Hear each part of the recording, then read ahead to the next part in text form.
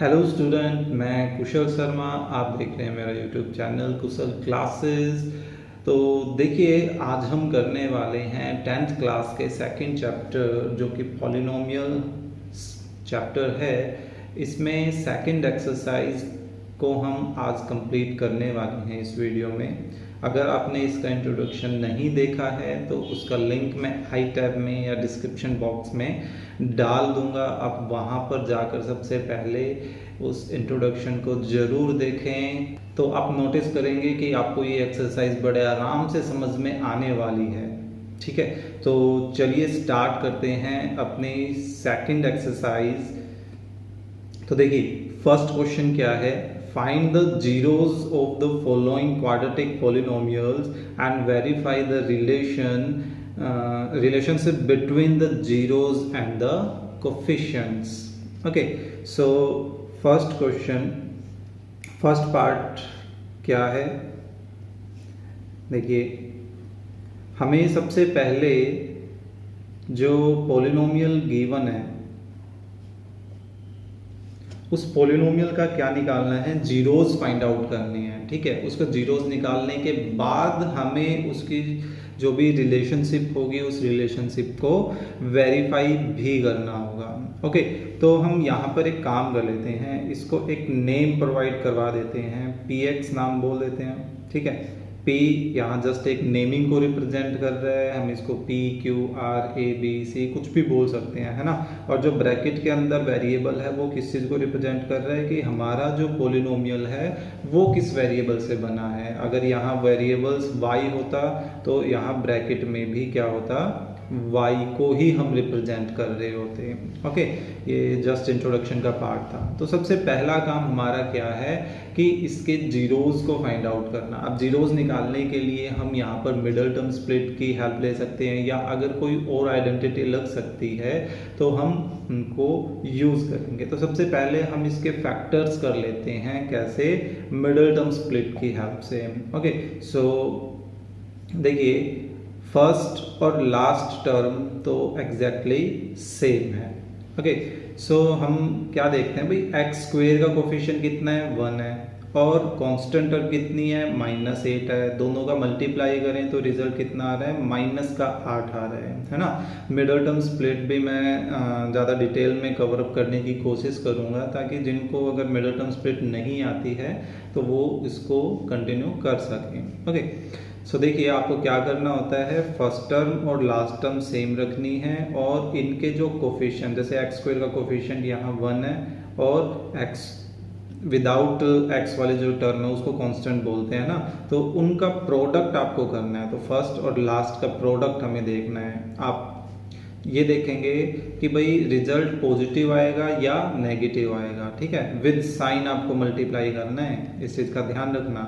तो अब यहाँ पर अगर हमारे पास साइन कैसा आ रहा है? नेगेटिव आ रहा है फिलहाल। तो नेगेटिव एक्चुअल में किस चीज़ को रिप्रेजेंट कर रहा है भाई? सब्ट्रैक्शन को रिप्रेजेंट कर रहा है। किसके सब्ट्रैक्शन को रिप्रेजेंट कर रहा है?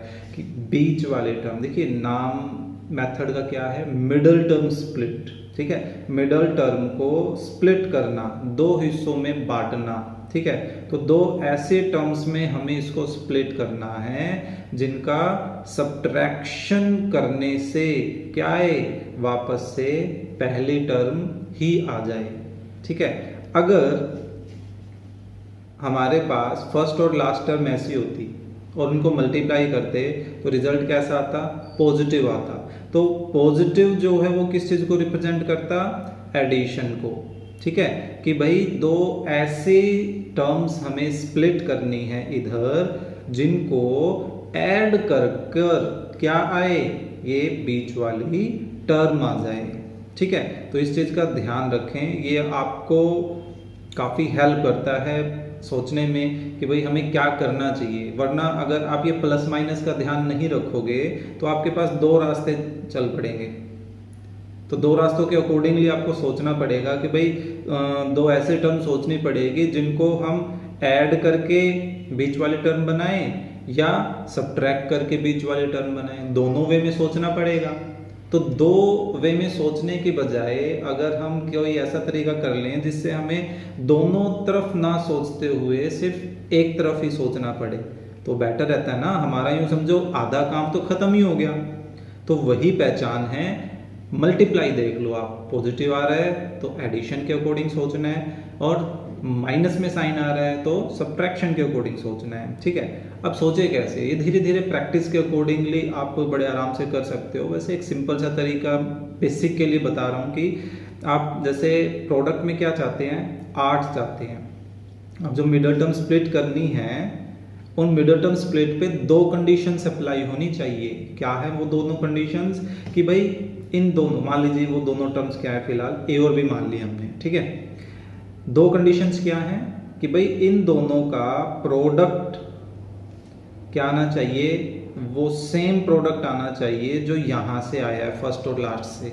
ये तो पहली कंडीशन हो गई। ठीक है, तो हम मल्टीप्लाई के अकॉर्डिंगली भी सोचेंगे। और दूसरी कंडीशन कि भाई इन दोनों का सब्ट्रैक्शन, देखिए यहां से क्या पता चला था, सब्ट्रैक्शन पता चला था, है ना। तो इन दोनों का जो सब्ट्रैक्शन है, वो सब्ट्रैक्शन क्या आना चाहिए, मिडल टर्म आनी चाहिए। क्लियर है, मिडल टर्म अपने पास क्या है, -2x, चलो x लगा लेते हैं साथ में। ओके, तो ये दोनों कंडीशन अगर वो सेटिस्फाई करते हैं, कौन, वो a और b, यानी कि वो दोनों टर्म्स, तो ही हम उनको एक्सेप्ट करेंगे, वरना नहीं करेंगे। ठीक है, तो चलिए इन चीजों को ऑब्जर्व करते हैं। देखिए यहाँ, देखिए कैसे ट्राई कर सकते हैं। आप एक की टेबल बनाइए, भाई 8 किस किस को मल्टीप्लाई करके आ सकता है, तो आप 1 से स्टार्ट कर सकते हैं। 1 × 8 होता है, बिल्कुल होता है ना। अब यहाँ ये जो 2 नंबर आए, इन दोनों नंबर्स को किसके अकॉर्डिंग सोचो, सब्ट्रैक्शन के अकॉर्डिंग सोचो। क्या इन दोनों को सब्ट्रैक्ट करके -2 आ जाएगा? आई थिंक बिल्कुल भी नहीं आएगा, है ना। तो इसको कैंसिल कर दीजिए। फिर 1 के बाद क्या आता है, 2 भी 8 के मल्टीपल में बन जाएगा कहीं ना कहीं, है ना। सो 2 × 4 कितना आता है, 8 आता है ना। अब ये देखो, क्या इन दोनों 2 और 4 को सब्ट्रैक्ट करके क्या बीच वाली टर्म बन रही है? बिल्कुल बन रही है ना। यानी कि यही दोनों अपने वो रिक्वायर्ड A एंड B हैं। तो यानी कि हम एक जगह 2 रख देंगे और एक जगह 4 रख देंगे।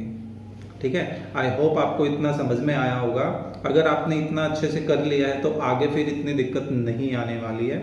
ओके, अब क्या करना है, क्योंकि हमें मिडल टर्म स्प्लिट तैयार करनी है, तो उस कंडीशन में इन दोनों टुकड़ों के साथ भी हमें क्या रखना है, वही x रखना है, लाइक टर्म बनानी है हमें। ठीक है, अब एक बात बताइए भाई, जब हम सब्ट्रैक्ट करते हैं तो सब्ट्रैक्ट किसको करते हैं, सब्ट्रैक्ट करते हैं हमेशा ऑपोजिट साइंस को, है ना। तो ऑपोजिट साइन होंगे तभी तो सब्ट्रैक्ट होंगे, वरना अगर सेम साइन हो जाते तो क्या होता, वो दोनों सब्ट्रैक्ट होने की बजाय क्या होते, ऐड होते, है ना। तो अब हमें क्योंकि सब्ट्रैक्शन करना है, तो ऑब्वियस सी बात है ये जो दोनों मिडल टर्म हैं, इन दोनों के साइन कैसे होने चाहिए, इन दोनों के साइन होने चाहिए ऑपोजिट। तो ऑपोजिट साइन करने के लिए अब किसको हम प्लस का साइन डिनोट करें और किसको माइनस का साइन डिनोट करें। अब इसकी पहचान आप कैसे करोगे, अपने सिंपल से छोटा सा लॉजिक लेके चलते हैं। जैसे मान लीजिए 3 - 2 है, रिजल्ट क्या आता है, 1 आता है ना। और अगर -3 + 2 कर देते हैं तो रिजल्ट क्या आता है, -1 आता है। आप ये प्लस और माइनस की पहचान कहाँ से करते हो, जो बिगर मैग्नीट्यूड है उसके साइन से करते हो। अगर बिगर मैग्नीट्यूड प्लस है तो रिजल्ट देखिए प्लस आ रहा था, अगर बिगर मैग्नीट्यूड माइनस है तो रिजल्ट माइनस आ रहा था, है ना। तो उसी तरह से ये देखिए, ये आपका क्या है, ये आपका रिजल्ट है। ओके, तो इस रिजल्ट को ऑब्जर्व कीजिए, कैसा है, ये माइनस का है। दैट मीन्स कि यहाँ पर जो बिगर मैग्नीट्यूड है वो उसी साइन का होना चाहिए जिस साइन का ये रिजल्ट आना है ना। तो ऑब्वियस सी बात है, जो छोटा मैग्नीट्यूड है वो क्या हो जाएगा, इसके ऑपोजिट साइन का। क्लियर है, आई होप ये मिडल टर्म स्प्लिट का जो तरीका है वो आपको समझ आया होगा। ओके, अब अगर आपने इतना काम कर लिया है तो आगे की प्रोसेस पर काम करते हैं। देखिए, अब आपको क्या करना है, फर्स्ट 2 टर्म और लास्ट 2 टर्म्स में से कुछ कॉमन लेना है। तो कैसे क्या हम कॉमन ले सकते हैं उस चीज़ को देखते हैं। देखिए बिल्कुल बेसिक के लिए बता रहा हूँ, जिनको नहीं आ रहा है आप एक स्टेप एक्स्ट्रा कर सकते हैं, और जिनको आता है वो डायरेक्टली इस स्टेप को इग्नोर कर सकते हैं। ओके, क्या आप हर टर्म को फैक्टराइज कर लो जितना पॉसिबल हो सकता हो, ठीक है। जैसे एक्स स्क्वेयर है, एक्स स्क्वेयर को एक्स मल्टीप्लाई एक्स लिखा जा सकता है ना। फिर 2x को 2 मल्टीप्लाई एक्स लिखा जा सकता है। 4x को 4 को हम 2 मल्टीप्लाई एक्स ऐसे लिख सकते हैं, है ना। एंड देन -8 को 2 मल्टीप्लाई 2 के रूप में लिखा जा सकता है, ठीक है। तो ये स्टेप उनके लिए है जिनको कॉमन लेने में अभी दिक्कत आ रही है। धीरे धीरे जैसे जैसे प्रैक्टिस करते जाएंगे तो ये प्रॉब्लम खत्म हो जाएगी। तो अब ये देखिए इन दोनों में क्या सेम नज़र आ रहा है, x सेम नज़र आ रहा है। तो यही पहचान है कि आपको एक x कॉमन लेना है। ओके, तो x कॉमन लेने के बाद अब बचेगा क्या, आप जो जो कॉमन ले चुके हैं उस पर उंगली रख लीजिए एक तरह से। तो जो अब आपको नजर आएगा, मान लीजिए हमने ये x कॉमन लिया था तो हमने इस पे उंगली रख ली, इसको छिपा लिया, ठीक है। तो हमारे पास हमें नजर क्या आ रहा है, हमें सिर्फ ये x नजर आ रहा है तो वही x लिखेंगे, ठीक है। फिर नेक्स्ट से हमने ये चीज कॉमन ले ली थी, इसको भी छिपा लीजिए। तो अब हमें क्या नजर आ रहा है, 2 नजर आ रहा है तो हमने वो 2 भी लिखा। ओके, लेकिन इन दोनों के बीच में जो साइन है, क्या हम साइन पे कोई काम कर रहे थे, बिल्कुल भी नहीं, है ना। तो हमें यही साइन बीच में भी लिखना पड़ेगा। ओके, अब फिर से अगले 2 टर्म्स पर काम करते हैं। देखिए 2 एंड मल्टीप्लाई 2 और 2 मल्टीप्लाई 2 ये दोनों में ही हैं। ओके, दैट मीन्स कि ये पहचान है कि हमें ये 2 मल्टीप्लाई 2 कॉमन लेना है। तो अब देखिए कि ब्रैकेट में क्या बचेगा और ब्रैकेट के बाहर जो कॉमन लिया उसका क्या साइन होगा, अब उसकी कैसे पहचान करें। तो फिलहाल के लिए जब आप कोई भी साइन कॉमन नहीं लेते हैं, दैट मीन्स कि वहां क्या बच रहा है, आप क्या कॉमन ले रहे हो, पॉजिटिव कॉमन ले रहे हो। ओके, तो अब ये देखिए ये तो हमने कॉमन ले लिया, इसको हम छिपा लें तो हमारे पास क्या बच रहा है, एक माइनस और एक ये x बच रहा है। तो हम यहाँ क्या लिखेंगे, -x लिखेंगे। ओके, फिर यहां से हम ये चीज कॉमन ले चुके हैं तो इधर क्या बच रहा है, माइनस और 2 बच रहा है। तो हमने माइनस का 2 भी लिख दिया, ब्रैकेट भी क्लोज कर दी, ठीक है। इतना करने के बाद आप ये सोचिए क्या ये ब्रैकेट और ये ब्रैकेट एग्जैक्ट सेम है, एक्चुअली नहीं है ना। हमें दिक्कत कहाँ आ रही है और स्टेप्स क्या इंपॉर्टेंट है यहाँ पे, भाई आपकी ये जो ब्रैकेट है ना वो ब्रैकेट एग्जैक्ट सेम होनी चाहिए, बिल्कुल डिटो होनी चाहिए, है ना। तो ऐसा करने के लिए आप इन दोनों ब्रैकेट में क्या नोटिस कर रहे हो, भाई इस ब्रैकेट में माइनस एक्स्ट्रा है। तो आप क्या कर सकते हैं, ये जो माइनस है ना वो माइनस कॉमन ले सकते हैं इधर।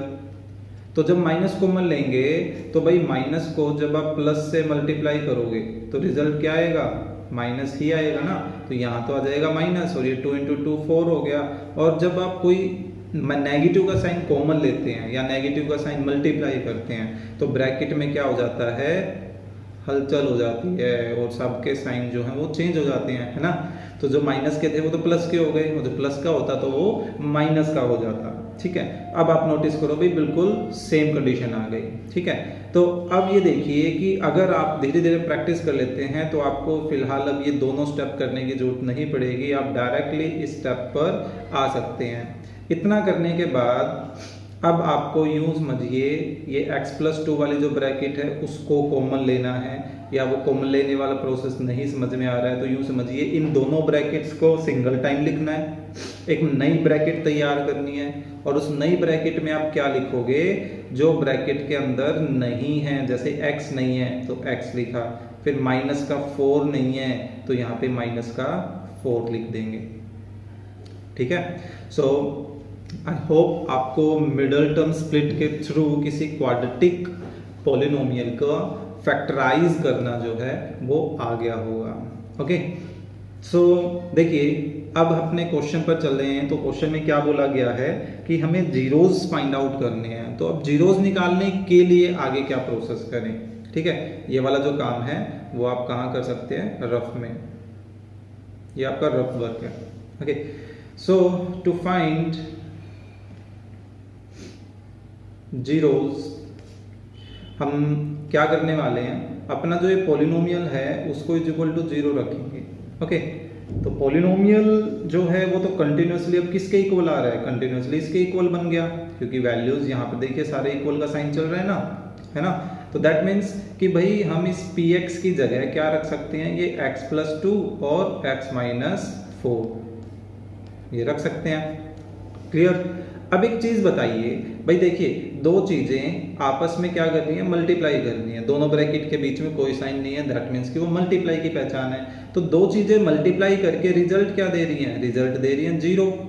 तो रिजल्ट 0 कब आता है भाई, जब या तो ये पहली वाली क्वांटिटी 0 है ना, या ये दूसरी वाली क्वांटिटी 0, या हो सकता है कि दोनों के दोनों ही 0, क्योंकि 0 × 0 0 ही आना है। तो अब क्या हमें पता है पहले से ही कि कौन 0 होगा, नहीं ना। तो अब यहाँ हम क्या करने वाले हैं, एक बार के लिए पहली ब्रैकेट को इक्वल टू 0 लगाएंगे, फिर लिखेंगे और फिर दूसरे ब्रैकेट को इक्वल टू 0 लिखेंगे। ठीक है। अब यहाँ से x की वैल्यू क्या आ रही है, अब आपको x की वैल्यू को फाइंड आउट करना है, तो हम 2 को शिफ्ट करें, 2 इधर आके क्या हो जाएगा माइनस का, और यहाँ से x की वैल्यू क्या आ रही है 4। क्लियर है। तो ये देखिए कि अब तक हमने जो काम किया है वो अपने क्वेश्चन का फर्स्ट पार्ट है, जिसमें हमें जीरोज निकालने थे। क्लियर है। अब दूसरा क्वेश्चन क्या है, वेरीफाई द रिलेशनशिप, किसकी रिलेशनशिप, बिटवीन द जीरोज, यानी कि ये जो जीरोज आए हैं -2 और 4, इनके जीरोज और कोफिशिएंट के बीच की रिलेशन हमें फाइंड आउट करनी है। तो अब उन रिलेशन को समझते हैं, वो रिलेशन क्या है, हालांकि हम इंट्रोडक्शन में ऑलरेडी कर चुके हैं। ठीक है। तो देखिए ऐसा काम करते हैं कि यहाँ इनको कुछ नेमिंग प्रोवाइड करवा देते हैं। मान लीजिए -2 को हमने अल्फा नाम दे दिया और इसको बीटा नाम दे दिया, यहाँ साथ में अल्फा से मतलब एक नाम दे दिया हमने, एंड बीटा इसको कोई अलग अलग नाम दे दिया हमने कि भाई ये अपने जीरोज हैं। तो देखिए अब दो रिलेशन होती है, उन दोनों रिलेशन में से हमारे पास पहली रिलेशन क्या है उसको लेकर चलते हैं। फर्स्ट रिलेशन है सम ऑफ जीरोज। तो आप चाहें तो ऊपर अल्फा और बीटा ये नाम ना भी दें, कोई फर्क नहीं पड़ना। चलिए ऐसा करते हैं, विदाउट नेम काम करते हैं। सम ऑफ जीरोज की रिलेशन किसके इक्वल होती है, minus coefficient of x divided by coefficient of x square. Clear है। तो अब देखिए ये तो रिलेशन हो गई, लेकिन रिलेशन को जब इक्वलिटीज को हमें वेरीफाई करना होता है, तो वेरीफाई करने के लिए आप हमेशा लेफ्ट साइड की वैल्यू अलग निकालेंगे और राइट साइड की वैल्यू को अलग से फाइंड आउट करेंगे। ओके। ऐसा नहीं कि आप लेफ्ट में और राइट में पहले से ही इक्वलिटीज लेकर चलें एंड देन उनको इक्वल शो करें। ओके। तो यहाँ तो मैंने जान करके बस वो रिलेशन क्या होती है, वो रिलेशन जो है वो लिखी थी। तो चलिए ऐसा करते हैं, इनको अलग अलग ही अब लेकर चलते हैं। तो देखिए सम ऑफ जीरोज, तो जीरोज क्या क्या है हमारे पास, -2 एंड प्लस एंड 4। तो देखो एक 0 ये था, एक 0 ये था, और दोनों का क्या कर रहे हैं, सम कर रहे हैं। तो क्या आना चाहिए, रिजल्ट 2 आना चाहिए, है ना। अब इसकी जो राइट साइड थी क्या थी, minus coefficient of x divided by coefficient of x square. तो अपनी जो मेन इक्वेशन है उस इक्वेशन को देखें। चलिए इसमें से देख लेते हैं, x का कोफिशिएंट कितना है, x का कोफिशिएंट देखिए -2 है, और डिवाइडेड बाय x स्क्वायर का कोफिशिएंट कितना है भाई, 1 है। ठीक है, ये तो हमने नोट कर लिया। लेकिन एक इसके साथ एक और माइनस पहले से ही है, यानी कि वो भी तो आएगा, तो माइनस यहाँ लगा दे। अब दो माइनस जब साथ आते हैं तो ब्रैकेट लगाते हैं। तो देखिए माइनस माइनस प्लस, और नीचे 1 से डिवाइड करने का कोई फर्क नहीं पड़ेगा। अभी देखिए दोनों के दोनों सेम आ रहे हैं, तो हम बोल सकते हैं देयरफॉर सम ऑफ जीरोज किसके इक्वल आ गया, minus coefficient of x divided by coefficient of x square. Clear है। अब दूसरी रिलेशन पर काम करें। दूसरी रिलेशन में हमारे पास सबसे पहले क्या है, product of zeros, product of zeros, इसको लेके चलते हैं। और इसको किसके इक्वल हमें दिखाना है वेरिफिकेशन में, constant term divided by coefficient of x square. Denominator वाला हिस्सा ऑब्जर्व करो, देखो दोनों में ही सेम है ना। तो हमें इन दोनों को इक्वल दिखाना है, तो प्रोडक्ट लेके चलते हैं। देखिए दो जीरोस क्या थे, 2 और 4, और दोनों का प्रोडक्ट करना है, तो माइनस प्लस माइनस, 2 × 4 8। अब यहाँ लेके चलें तो देखिए कांस्टेंट टर्म वहाँ कितनी है, कांस्टेंट टर्म हम क्वेश्चन में देखें तो -8 है, सो -8, और कोफिशिएंट ऑफ एक्स स्क्वायर कितना है, 1 था, तो 1 से डिवाइड करें तो -8 ही बचेगा। तो ये दोनों क्या हो गए, आपस में इक्वल हो गए। क्लियर। तो देयरफॉर प्रोडक्ट ऑफ जीरोस किसके इक्वल आ गया, constant term divided by coefficient of x square. देखिए फर्स्ट क्वेश्चन बड़े डिटेल में समझने के बाद अब आपके जो बाकी पार्ट्स हैं वो बड़े आराम से फटाफट क्लियर होने वाले हैं।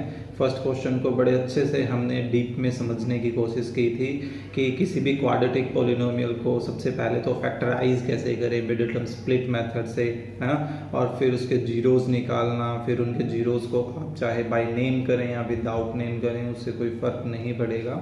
फिर हमें उनके रिलेशंस को वेरीफाई करना था कि उनके जो रिलेशन है वो आपस में वेरीफाई हो। तो दो रिलेशन कौन कौन सी थी, एक तो थी हमारे पास सम ऑफ जीरो से रिलेटेड, जो कि किसके इक्वल है, minus coefficient of x divided by coefficient of x square, और दूसरी रिलेशन क्या थी कि product of zeros is equal to constant term upon में कोफिशिएंट ऑफ एक्स स्क्वायर। ठीक है, तो चलिए अब बाकी के पार्ट्स कर लेते हैं कवर। अब इन पार्ट्स में हम ज़्यादा टाइम नहीं लगाएंगे। तो देखिए सबसे पहले इसको एक नेमिंग प्रोवाइड करवा दी। और क्वेश्चन क्या है, 4s² माइनस 4s प्लस 1।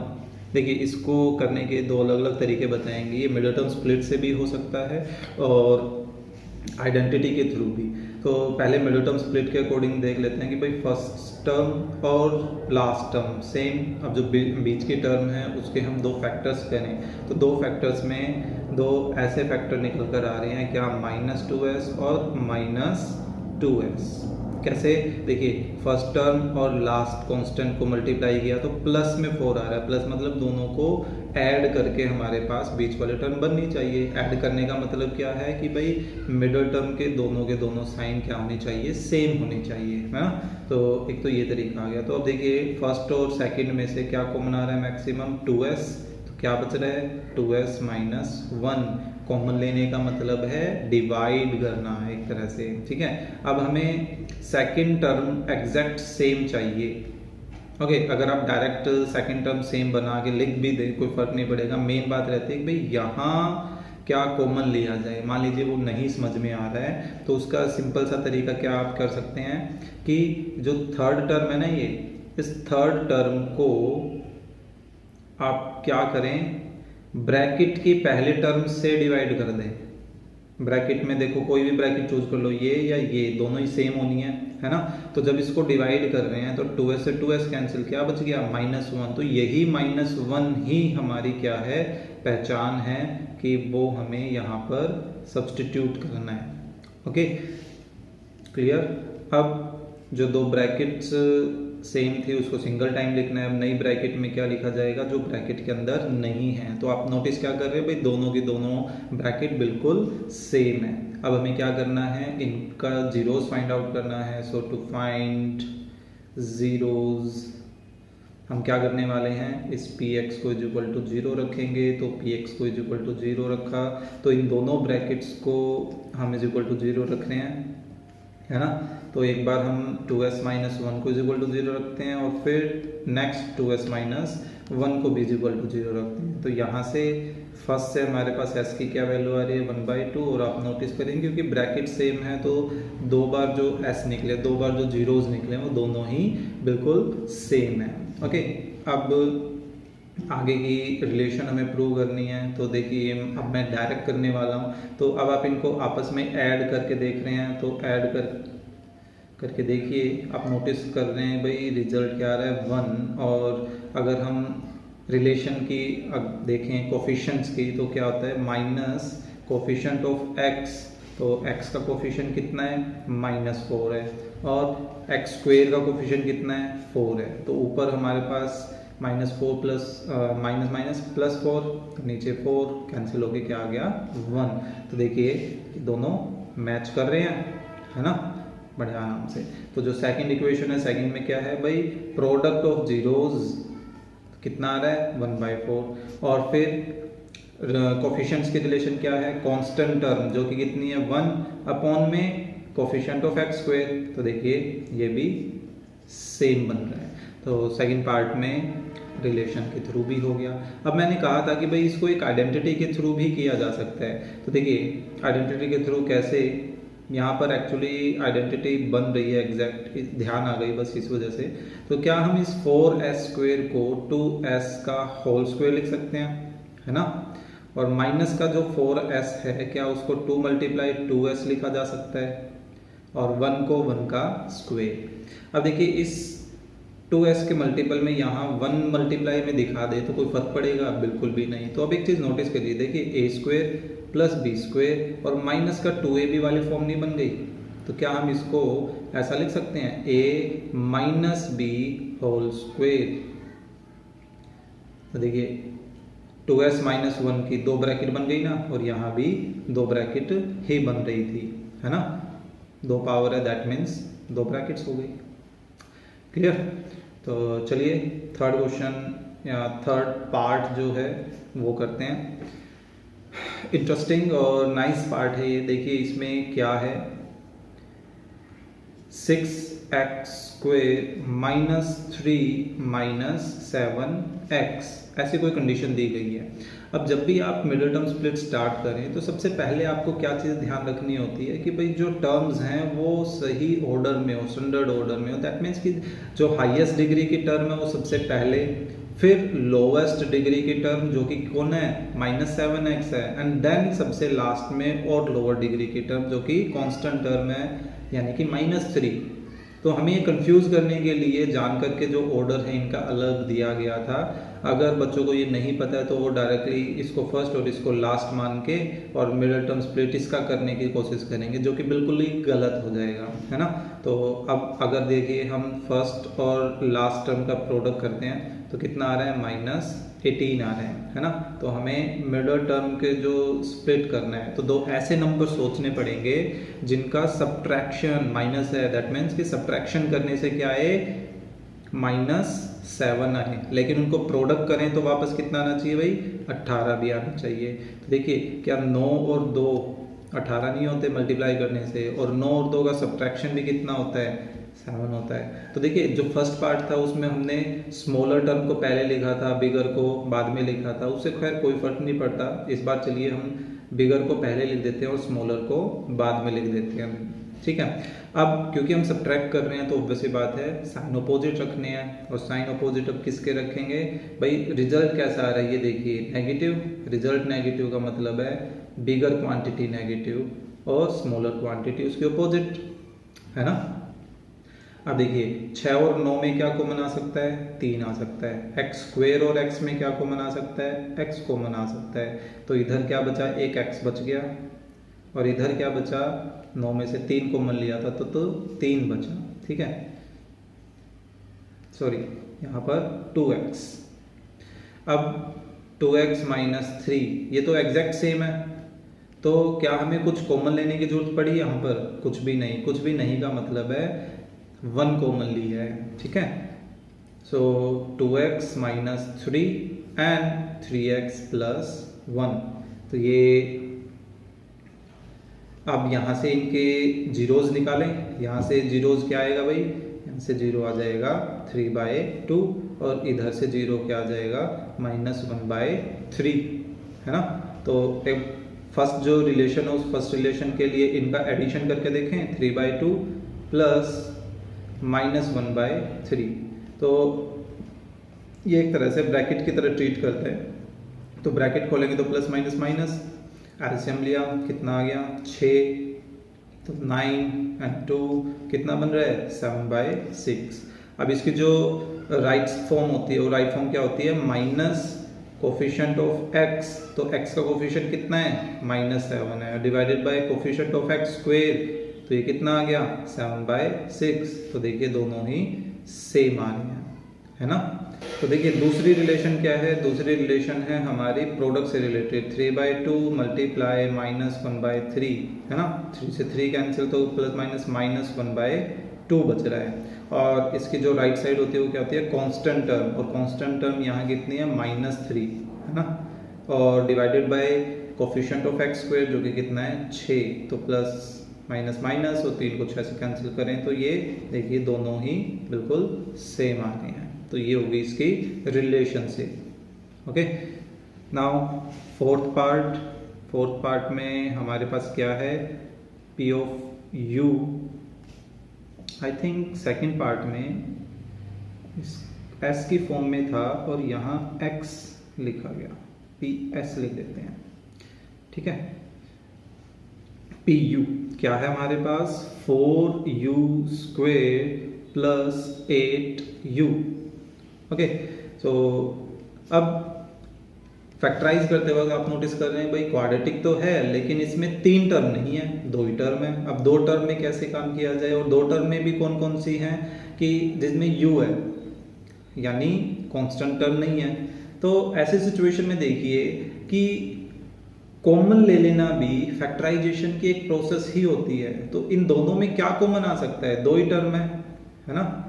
तो देखिए हम जब 4 टर्म बनाते हैं, मिडिल टर्म स्प्लिट करने के बाद 4 टर्म बनती हैं, तो उन 4 टर्म में भी पहले 2 में कुछ कॉमन लेते हैं और फिर नेक्स्ट 2 में कुछ कॉमन लेते हैं। तो यहाँ तो पहले से ही हमारे पास 2 टर्म्स हैं, तो इनमें से क्या क्या कॉमन आ सकता है, एक तो 4 कॉमन आ सकता है और एक u कॉमन आ सकता है। तो क्या बच गया u + 2, है ना। तो जब इसको आप = 0 लेकर चलोगे तो u की वैल्यू तो डायरेक्टली क्या आ रही है 0/4 यानी कि 0 ही आ रही है। और जब इसको = 0 लेके चलेंगे तो u की वैल्यू क्या आ रही है -2 आ रही है ना। तो अब इनका एडिशन अगर हम देखें तो एडिशन कितना आ रहा है भाई, 2 जीरोज हैं, एक 0 और एक -2, तो एडिशन कितना आ गया -2 आ गया।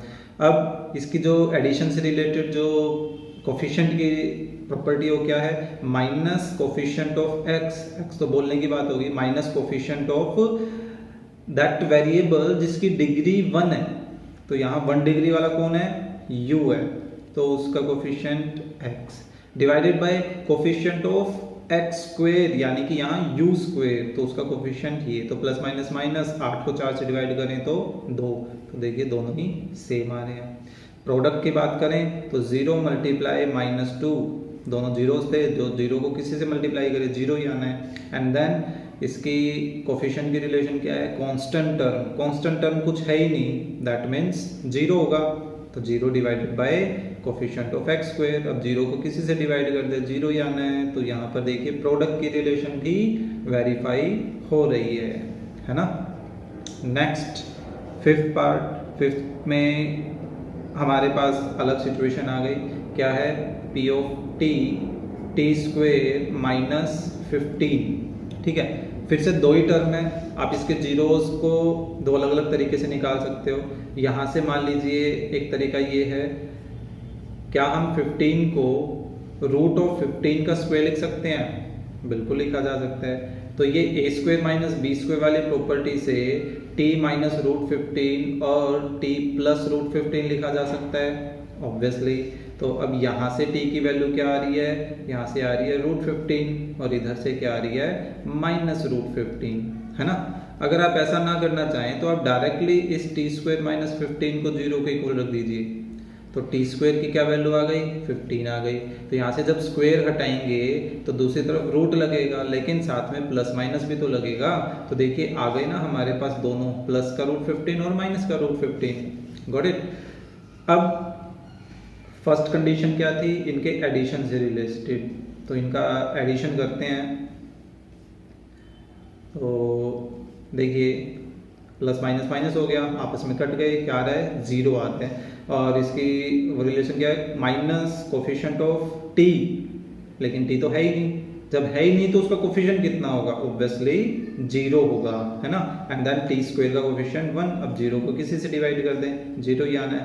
तो देखिए दोनों मैच कर रहे हैं। फिर प्रोडक्ट की सिचुएशन करें तो √15 मल्टीप्लाई माइनस √15, तो प्लस माइनस माइनस, √15 मल्टीप्लाई √15, दोनों सेम क्वांटिटीज हैं, तो रूट क्या हो जाएगा, खत्म, √15 का स्क्वायर बनना है ना, और स्क्वायर और रूट आपस में कैंसिल हो जाएंगे। तो अब इनकी लास्ट वो रिलेशन क्या है, माइनस कांस्टेंट, सॉरी माइनस नहीं, कांस्टेंट टर्म जो कि खुद -15 है, डिवाइडेड बाय टी स्क्वायर का कोफिशिएंट जो कि 1 है, तो इसको 1 से किसी से डिवाइड कर दे, कोई फर्क नहीं पड़ेगा। तो देखिए यहाँ भी रिलेशन सेम आ रही है ना। चलिए लास्ट पार्ट करते हैं इसका, क्या है, P of x is equal to 3x square minus x minus 4।